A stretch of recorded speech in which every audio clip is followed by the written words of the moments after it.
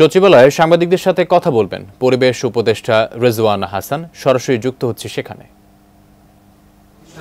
সরকারের সময় অনেক সময় দেখা যায় যে প্রভাবশালী গ্রুপ এইগুলা দখল করে নেয়, সেক্ষেত্রে এই পুরাতন খালগুলাকে আবার বেদখল মুক্ত করে স্বাভাবিক প্রবাহে নেওয়ার জন্য আপনারা কিছু করবেন কিনা? খালগুলোকে পুনরুদ্ধারের একটা কাজ শুরু হয়েছে। খালগুলো 1 মাস 2 মাসে উদ্ধার করা যাবে না, কিন্তু প্রধান প্রধান খালগুলো কোন খালগুলোতে আমরা প্রথম হাত দিব, আমরা কি করে কাজের বিনিময়ে খাদ্য এরকম লো কস্ট কর্মসূচির মাধ্যমে খালগুলোকে উদ্ধার করব, কি করে লোকাল মানুষদেরকে ইনভলভ রাখবো। আপনি দেখবেন একটা খাল উদ্ধারের পরে আবার যেই কে সেই আবর্জনায় ওটা ভরে যায়। আমরা খাল এবং জলাশয় উদ্ধারের দিকে মনোনিবেশ করছি। আমরা খুব সহসাই আপনারা আগামী সপ্তাহে দেখতে পাবেন কোন একটা বিল এলাকাতে যাব অবৈধ দখল মুক্ত করতে। এইগুলো না করলে তো পরিবেশটাকে আমরা ঠিক করে আনতে পারবো না, কিন্তু সবটা আমরা একসাথে ধরতে পারবো না, আমাদের সময়ও তো অনেক নেই। শুরু করবো। আপনাকে আরেকটা কথা বলি, ইতোমধ্যে কিন্তু আমরা গৃহায়ন এবং গণপূর্তর অধীনে সাইট অ্যান্ড সার্ভিসেস প্রকল্প নামে একটি প্রকল্প তারা রাজনৈতিক প্রভাবে অনুমোদন করিয়েছিল। সেখানে 12 একর প্রকল্পের মধ্যে 9 একরই পাহাড়, সেটার ছাড়পত্র আমরা বাতিল করে দিয়েছি। হবিগঞ্জে একটা টিলা কাট ছিল, সেটা আমরা বন্ধ করতে পেরেছি।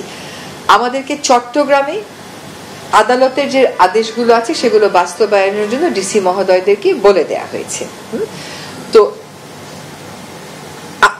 বাংলাদেশে আসলে কাটার মতন পাহাড় আর নেই। যদি পাহাড় এখনো আমরা কাটতে 100% কপার কন্ডেন্সারে তৈরি ভিশন ফ্রিজ, তাই গুণে মানে অটুট থাকে বছরের পর বছর। তাহলে পাহাড়ের প্রতিবেশ ব্যবস্থা থাকবে না। আমি আগামী মাসেই চট্টগ্রামে যাব এবং সেখানে ডিসির সাথে বসে ব্যক্তিগত পাহাড় কতগুলো আছে, খাস পাহাড় কতগুলো আছে, সবগুলোতে কি করে উনি মনিটরিং করবেন সেটা নিয়ে আমি আলোচনা করে আসবো। ইটের বিষয় বললেন যে আপনারা অবৈধ ইটভাটা উচ্ছেদে যাবেন, আর গভর্নমেন্টের একটা ছিল যে মানে এই পোড়া ইট ব্যবহার করবে না, তারা হলে যে ব্লক ইটে যাবে, কিন্তু সেই ব্লক ইটে যাওয়ার ধাপটাও কিন্তু খুব দ্রুত দেখা যাচ্ছে। আমরা মানে সেক্ষেত্রে মানে আপনি বললেন যে এই ভাটা বন্ধ করে দিন, তাহলে উন্নয়নের ক্ষেত্রেও তো একটা আপনারা যে চলমান বললেন যে প্যারালাল চলবে, কিভাবে এই করবেন? আমি ইট ভাটা বন্ধ করে দিব বলি নাই, আমি বলেছি অবৈধ ইট ভাটা, যাদের লাইসেন্স নেই, যাদের ছাড়পত্র নেই, তারা বায়ু দূষণ করুক না করুক, উন্নয়নের প্রয়োজন হোক বা না হোক, তাদেরকে তো বন্ধ করতে হবে, তাদের তো কোনো অথরাইজেশন নেই। আপনারা যারা বিদেশে গেছেন, খুব বেশি বড় বিদেশের দরকার পড়ে না, আশেপাশের দেশেও যারা গেছেন, কয়টা দেশে আপনারা মাটি দিয়ে পোড়ানো ইট দেখেছেন? আপনি দেখেন নাই। কাজে এটার বিকল্প আছে, আমাদের HBRI ও বিকল্প দিয়েছে, কিন্তু বিকল্পকে আমরা জনপ্রিয় করতে পারিনি। সেখানে একটা অবস্থান নেওয়া হয়েছে যে 2025-এর মধ্যে সকল সরকারি নির্মাণ কাজে ব্লক ইট ব্যবহার করা হবে। সেখানে মধ্যে আপনার ব্লক ইট প্রস্তুত করার ক্ষেত্রে যে উপাদানগুলো লাগে সেগুলো আমদানির বিষয় আছে। আমরা সকলেই জানি যে আর্থিক একটা বিশেষ অবস্থার মধ্য দিয়ে আমরা পার হচ্ছি।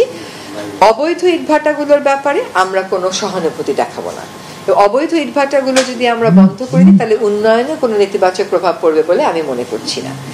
কিন্তু 2-1টা জায়গায় এক্সাম্পশন অলরেডি দেয়া আছে, যেমন রাস্তায় যখন ইট লাগবে সেগুলো চলবে। আমি মনে করি বৈধ ইটভাটাগুলোর থেকে সেগুলো আসতে পারবে, সেগুলোর জন্য অবৈধ ইটভাটার আপনার প্রয়োজন নেই।